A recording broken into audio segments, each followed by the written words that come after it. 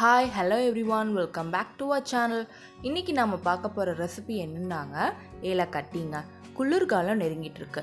So எப்பவுமே நம்ம அந்த கிளைமேட்டுக்கு சூடாக ஏதாவது ஸ்நாக்ஸ் சாப்பிடணுன்னு தாங்க நம்மளுக்கு தோணும்.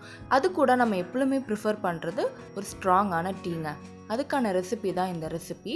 வாங்க எப்படி பண்ணலான்னு வீடியோக்குள்ளே போய் பார்ப்போம்.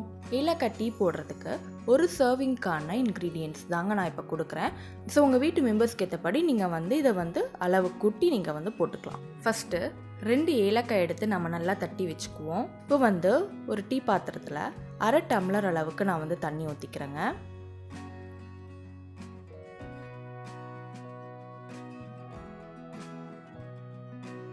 தண்ணி நல்லா கொதிச்சு வந்த உடனே 1/2 டீஸ்பூன் அளவுக்கு நான் டீ பவுடர் ஆட் பண்ணிக்கிறேங்க.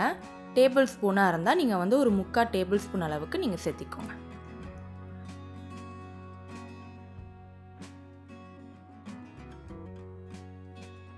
இது கூட நம்ம ஏற்கனவே தட்டி வச்சுருக்க ஏலக்காய் சேர்த்திக்கிறோம். 1 டேபிள் ஸ்பூன் அளவுக்கு சுகர் சேர்த்திக்கோங்க. இது நல்லா ஒரு 2லேருந்து 3 நிமிஷம் வரைக்கும் நல்லா கொதிக்கட்டுங்க.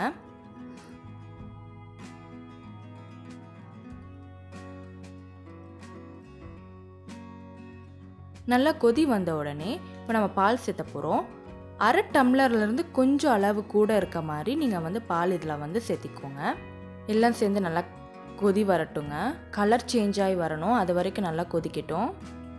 பாருங்கள், கலர் நல்லா சேஞ்ச் ஆகி வந்துருச்சு. அந்த ஏலக்காவோட ஃப்ளேவர்ஸ்லாம் இறங்கி கலர் நல்லா சேஞ்ச் ஆகி வந்திருக்கு.